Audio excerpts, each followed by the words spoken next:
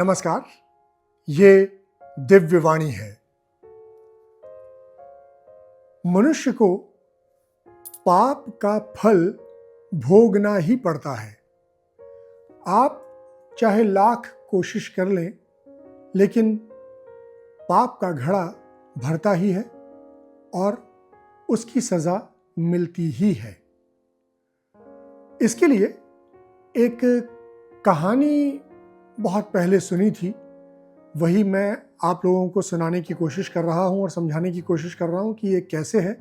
इस कहानी कुछ इस तरह से है कि एक राज्य में एक सुनार था, जिसके घर पे अक्सर सोना आता था और वो काम करके लोगों को वापस लौटा देता था, जो भी उसके गहने बना करके, आभूषण बना करके। चूंकि वो सुनार था, बड़ा सुनार था, तो उसके यहां पुलिस का पहरा भी था। यानी पुलिस पहरा करती थी कि उसके घर चोरी वगैरह न हो जाए। एक समय ऐसा आया कि जब उस सुनार के पास काफी मात्रा में स्वर्ण आया, सोना आया, जिसे बना करके उसे लोगों को वापस देना था। उस दिन वहां पहरा दे रहे पुलिस वाले को लालच आ गया, क्योंकि उसे खबर लग गई थी कि काफी सोना आया हुआ है। उसने रात्रि में उस सुनार की हत्या कर दी पुलिस वाले ने, और सोने से भरा हुआ बक्सा लेकर के वो चल पड़ा। उसी समय उस सुनार के पड़ोसी लघुशंका करने के लिए बाहर निकले थे। उन्होंने देखा पुलिस वाला बक्सा खींच कर ले जा रहा है, तो वो दौड़ करके वहां गए और उससे बोला, हे, क्या कर रहे हो तुम? ये बक्सा लेकर के कहां जा रहे हो? पुलिस वाला बोला, है, तू चुप कर, अपना काम कर, मुझे परेशान ना कर, चल जा अपने घर और सो जा। अरे नहीं नहीं, ये तो हमारे सुनार भाई का बक्सा है, ये तुम नहीं ले जा सकते। उस व्यक्ति ने फिर से टोकने की कोशिश की, लेकिन पुलिस वाले ने कहा, तुम मेरे काम में दखल दे रहे हो। अच्छा, एक काम करते हैं। पुलिस वाले के मन में लालच तो था। अब उसने ये सोचा कि वो पकड़ा गया है तो कुछ तरीका निकाला जाए इससे बचने का। तो उसने कहा कि सुनो, आधा आधा बांट लेते हैं, कुछ तुम रख लो, कुछ मैं रख लेता हूं, और दोनों की जिंदगी आराम से कट जाएगी, ऐश करेंगे। अरे नहीं भाई, ये सुनार भाई का है, ये नहीं हो सकता, मैं इसकी शिकायत करूंगा, रुक जाओ, मैं अभी सुनार भाई को उठाता हूं और उनको बताता हूं। अब पुलिस वाला घबरा गया और उसने जोर जोर से चिल्ला करके आसपास काम कर रहे अपने और पुलिस वाले साथियों को इकट्ठा कर लिया। सारे पुलिस वाले आ गए और उन्होंने देखा कि भाई यहां कुछ झगड़ा चल रहा है, क्या बात है। तो ये जो पुलिस वाला जिसने चोरी की थी, उसने बाकी पुलिस वालों को यह बताया कि यह व्यक्ति जो कि सुनार का पड़ोसी है, सुनार को मार करके उसके गहने सोने लेकर के भाग रहा था और मैंने इसे पकड़ लिया। अब तो लोगों ने उसको पकड़ लिया, पड़ोसी को, और जेल में डाल दिया। केस चला, जज के सामने केस पहुंचा, कई दिन सुनवाई हुई, जैसा अक्सर होता है कोर्ट केस में, और अंत में आखिरकार जज को फैसला लिखना पड़ा कि उस व्यक्ति को फांसी की सजा दे दी जाए। वो पड़ोसी बहुत रोया, गिड़गिड़ाया, और उसने कहा, जज साहब, मैं आपसे आखिरी बार विनती कर रहा हूं, मैंने ये नहीं किया। ये तो इस पुलिस वाले ने चोरी की थी, इसने सुनार को मारा था। मैंने इसे रोकने की कोशिश की थी तो इसने उल्टा मुझे फंसा दिया। सारे पुलिस वालों ने भी मुझ पर ही आरोप लगाया। मेरे पक्ष में कोई गवाह न होने के कारण मुझे आपने फांसी की सजा दे दी है। जज साहब, मैं निर्दोष हूं, लेकिन लगता है कि भगवान की नगरी में अन्याय ही है और मुझे ये सजा भुगतनी पड़ रही है। उस व्यक्ति का विलाप सुनकर के, रोना सुनकर के जज साहब सोचने लगे कि शायद ये व्यक्ति सच बोल रहा है। इसने ये पाप नहीं किया है। इसके रोने में सच्चाई है, इसकी बातों में सच्चाई नजर आती है। उन्होंने उपाय सोचा और एक युक्ति लगाई।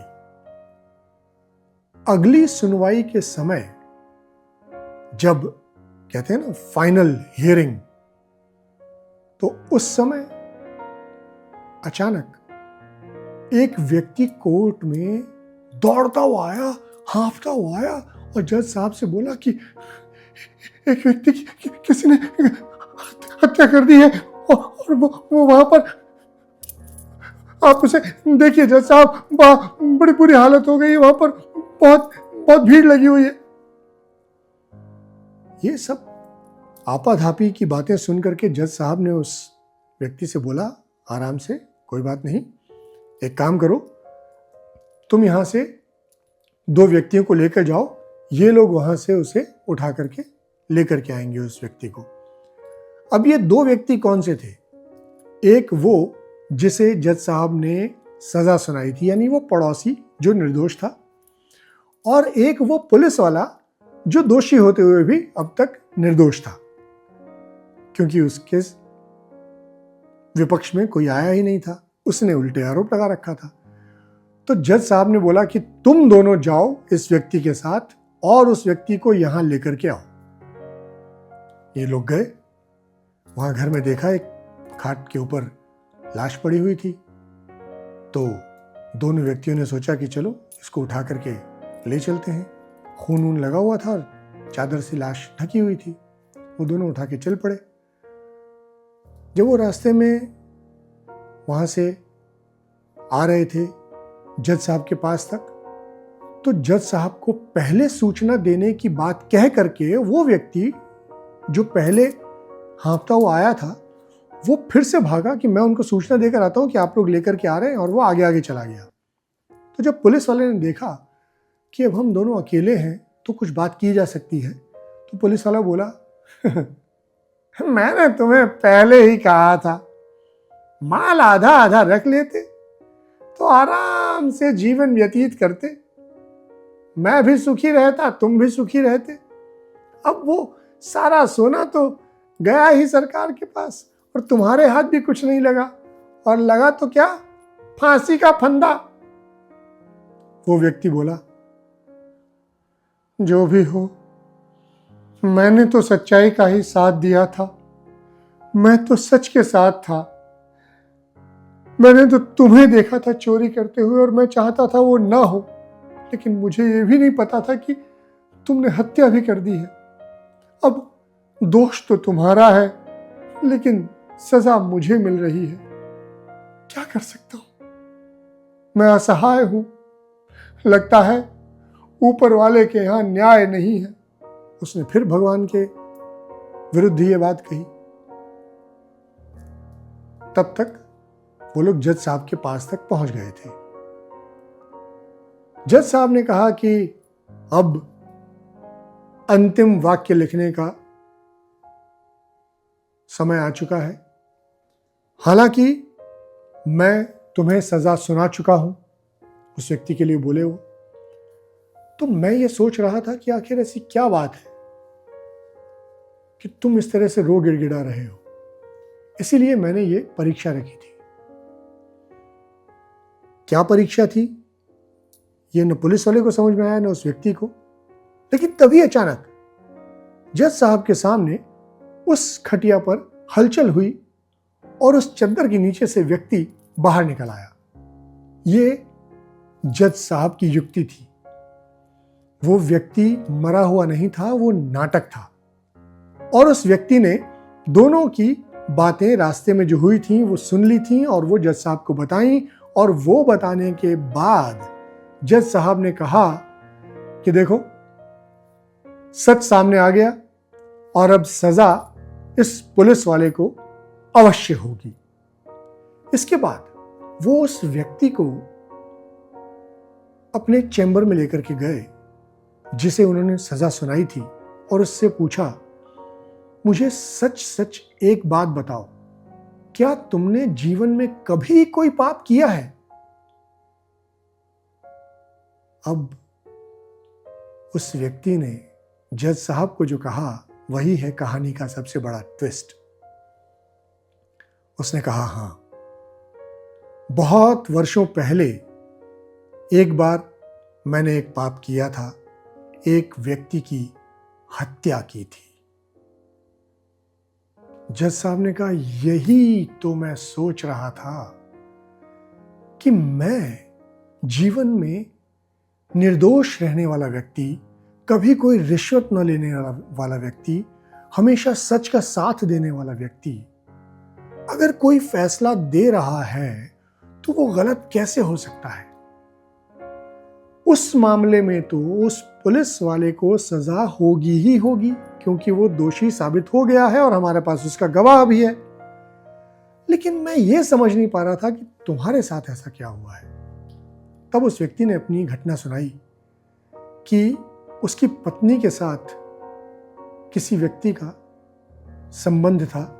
उसने अपनी पत्नी और इस व्यक्ति को दोनों को अलग अलग समझाने की कोशिश की थी, लेकिन दोनों नहीं माने। एक दिन वो पुरुष जब उस व्यक्ति के घर में था और वो व्यक्ति अपने कार्य से वापस वहाँ घर पहुँचा और उसने अपनी पत्नी के साथ उसे देखा तो उसे क्रोध आ गया और उसने उसकी हत्या कर दी और उसका शव एक नदी में डाल दिया, जिसका किसी को पता नहीं चला और लोग उस बात से अनजान रहे। तो उस व्यक्ति का बार बार ये कहना कि शायद उसके घर में अन्याय है, ये गलत था। भगवान के घर में न्याय था और जज साहब ने भी यही कहा कि यही कारण है कि अपनी करनी का फल, अपने पापों का फल आपको भोगना ही पड़ता है, आप उससे बच नहीं सकते। इसीलिए मेरे हाथों तुम्हारे खिलाफ फरमान लिखा गया था कि तुम्हें फांसी हो।